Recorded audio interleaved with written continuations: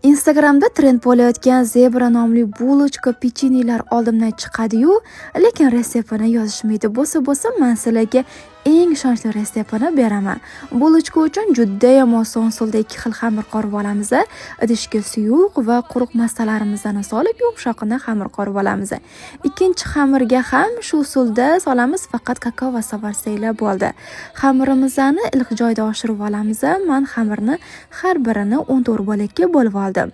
Ikkala xamirni birlashtirib yoyib olamiz, chetlarini kesib olib, o'zingizlar yoqtirgan nachinka bilan xamirimizni o'rab olsak bo'ldi. Men Nutella, yong'oq va olcha bilan uyg'unlashtirdim. Ishoninglar, bu nachinka bilan bulochka ideal kombinatsiya bo'ladi. Ustiga sut surib 180 gradus 20 daqiqada pishirib olsak kifoya. Va sovigach ustidan shakar upasini sepamiz va dasturxonga tortamiz. Qizli shuni qizg'ishli bo'ladi. Albatta tayyorlab ko'rib, yaqiningizlarga ulashib qo'ying.